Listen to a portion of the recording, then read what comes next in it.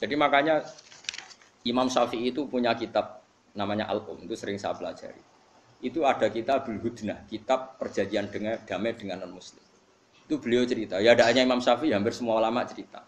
Saman pernah dengar perjanjian Hudaybiyah? Ada yang dengar? Perjanjian Hudaybiyah itu kan merugikan Islam semua.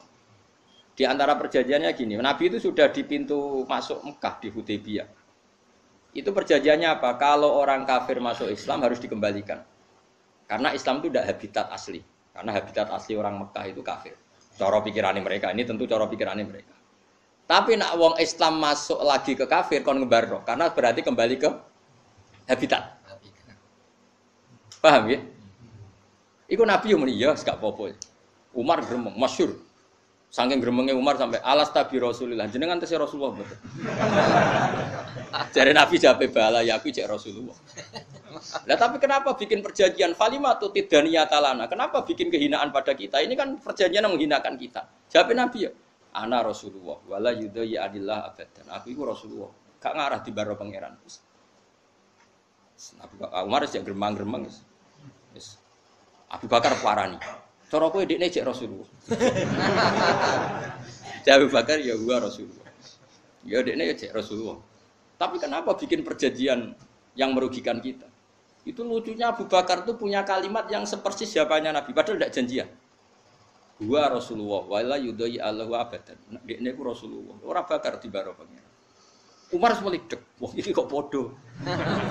Terakhir kalimat Abu Bakar yang saya hafal sampai sekarang. Saya hafal betul kalimat itu dan akan saya hafal sampai saya mati. La tadkhul bainahu wa baina habibi. Pokoknya angger aneh-aneh ngono kowe aja melo-melo. Iku urusane Kanjeng Nabi mbek kekasih iku ben. Karena ini perjanjian sing unik. Sayyidina Ali sing cerdas-cerdase sahabate Nabi sing disebut babul ilm ora paham. Sampai Sayyidina Ali masyhur.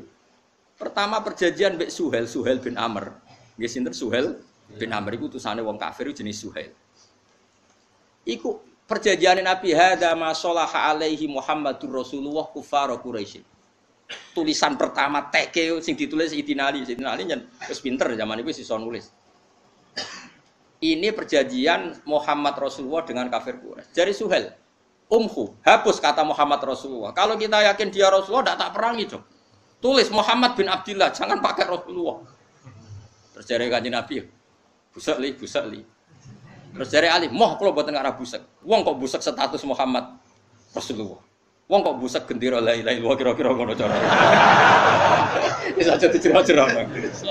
So kayak aku ngomong ngono, iki ngomong ilmu. Kowe lho sing nafsiri. Dari ya Sayyidina Ali zaman iku ora ono ormas, pokoke dene iku jujur wae. Ora usah cangkem elek. Misale kowe cangkem elek ya biasa wis bakat napa.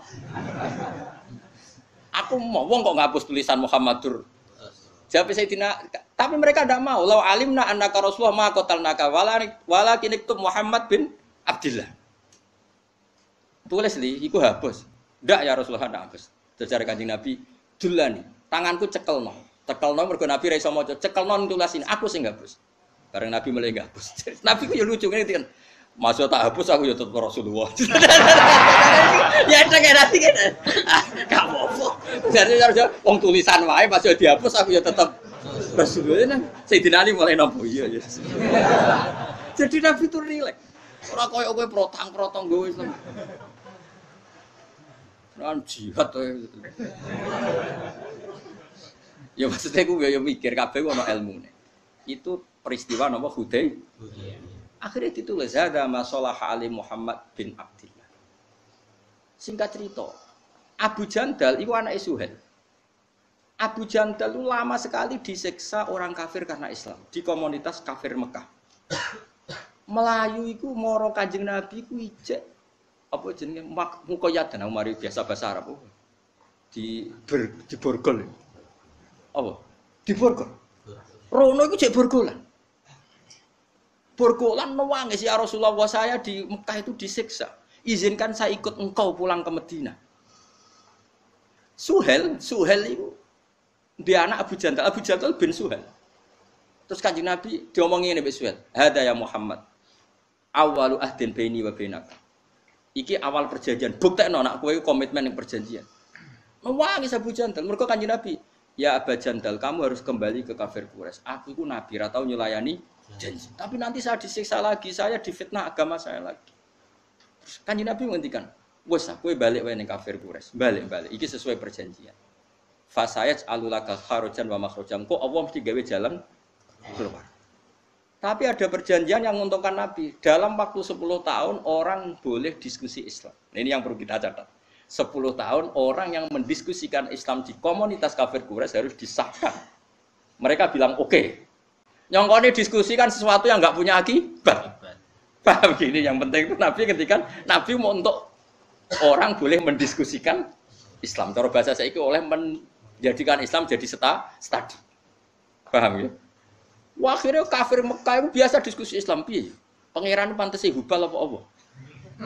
Kan yo ora level. Hubal iku watu ya. Sing matung yo apa Yesus? Ya lahirnya ning bumi, dhisik bumine. Pokoke akhirnya ono besar-besaran diskusi Islam. Akhirnya semua wong kafir sing bar diskusi Islam itu udah masuk Islam. Termasuk sing nggih perjanjian. Oh, pusing kan? Lah kira-kira wong ekstrim-ekstrim gelem gak nampa ilmu ini? Kan gak seru. Sing khusuk ra ya lagi iki mau paham gitu. Iki masalah. Lah Umar iku pancen preman, mantan preman ya Umar. Bareng Abu Jandal ngono. Dari Umar. Kenangane Umar. Wa ana udnika imasai fil Abi Jandal. Asa ayat riba bihi abah. Umar kan nggo pedang. Nggo pedangnya kan ning selontongan. Paham ya? Dekne marek Abu Jandal iku maksudnya ngekek isyarat pedangnya iki lho nggo bacok bapak. Dadi Umar iku tetep mental preman mantan preman. Dadi aku pas Nabi ape ngusir Abu Jandal kon balik ning Quraisy. Pedangku tak parekno ning tangane Abu Jandal. Nak menawa dijupuk dekne nggo bacok bapak. Iku pikirane apa? Jebule ra gelem dekne. Dadi Mas Umar wis percaya nek Nabi ku Nabi tetep iki ra bener iki kudu gorok ngene iki. Tapi Abu Jandal ku menawa wis gak nyaman piye bapake kandung. Dadi Abu Jandal bin Suhail bin Amr. Kenapa tadi saya ngritik Khawarij? Saya ulang lagi. Ketika Sayyidina Ali perang mbek Muawiyah, perang itu takdir. Jenenge ra cocok wis takdir, kira usah ngritik, perang itu takdir. Kaya wong ora oleh tukaran mbek dulur, tapi nek swayahe delalah yo tukaran, rebutan warisan, mbok calon bojo macam-macam. Nek swayahe wis tetep tukaran. Kok sampean mbek aku ini cara beda pilpres ayo tukaran. Cuma aku ra pilihan ya kowe ra tukaran ya. Jajal misal aku milih 0. Ya aku gayamu menurut aku jajal beda pilihan kok. Gaya tok kon. Cara aku beda 0 karena sensitif ah. Sensitif. Gaya tok kan menurut aku gaya tok. Tapi lumayan. Singkat cerita itu akhirnya sinten Umar mbek sinten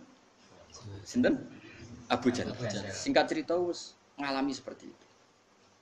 Nggih, napa ngalami seperti itu. So, akhirnya 10 tahun semua orang mendiskusikan napa? Islam. Akhirnya do Islam.